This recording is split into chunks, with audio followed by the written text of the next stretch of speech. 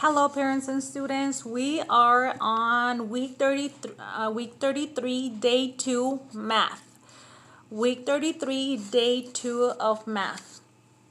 For math, I like to start with my minute math. So let's put the timers for our kiddos and let's give it to 1 minute. When the minute goes off, please go underline wherever they stopped after the 1 minute, and then go through the problems with your student. Okay, for example, what's 6 take away 4, 5 take away 2, and if they didn't get a correct answer, please work out the correct answer with them.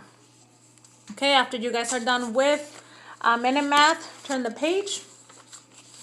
And we are going to be doing, still working with the rays, but now there's going to be more drawing. So number 1, for day 2 math, it says, use your square tiles to complete the steps for each problem.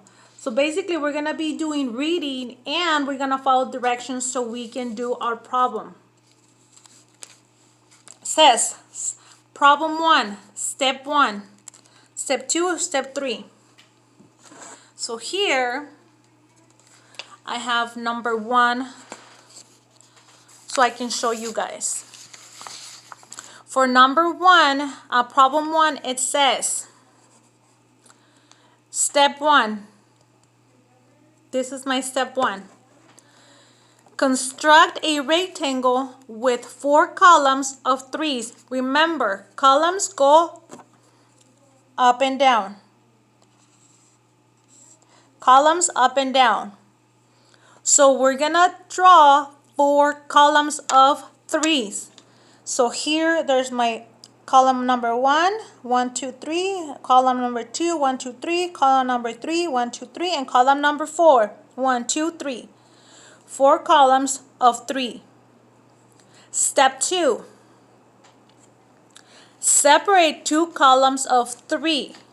So now on step 2, we have to separate 2 columns. Here you see my step 2. I separated 2 columns. So basically I split them apart. So this is column number 1 and 2. And I split them apart. And step 3, it says, write a number bond to show the whole in 2 parts.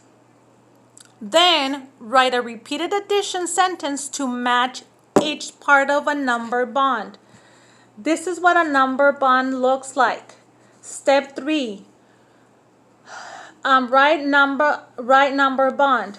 Look at number 3 in my 3-step for problem 1. How many columns do we have of how many? We have 4 columns of 3. This is what a number bond looks like. So we're gonna have 4 columns of 3, right? We have 4 columns of 3 each. And now we got, what did we do in step 2? We separated them, right? We separated 2 columns of 3s. So this is the same thing we're gonna do with our number bond. We're gonna separate 2 columns.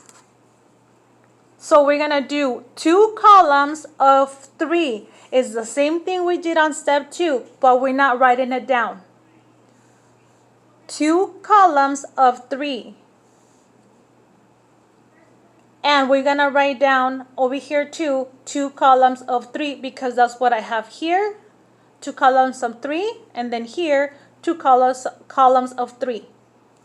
And underneath we're gonna write down the equation.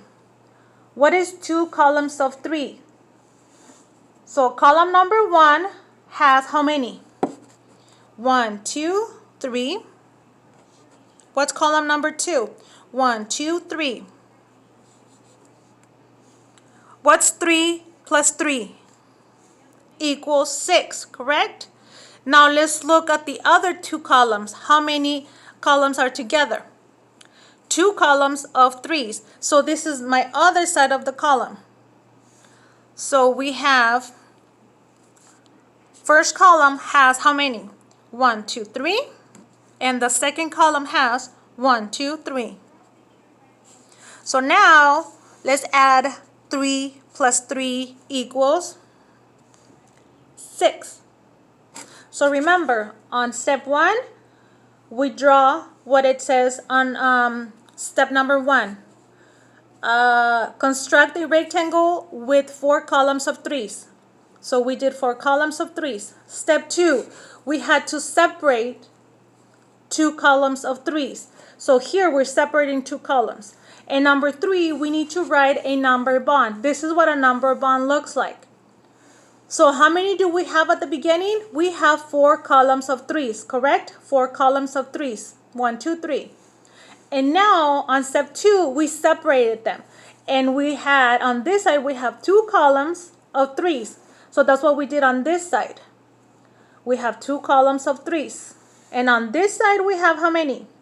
1, 2, 2 columns of how many? 1, 2, 3. 2 columns of 3s. And here we just put our equation. 3 plus 3 equals 6. 3 plus 3 equals 6. If you have any questions for day 2 of math, please message me. I hope you understood, but like I said, if you guys didn't quite understand it, please message me. Thank you.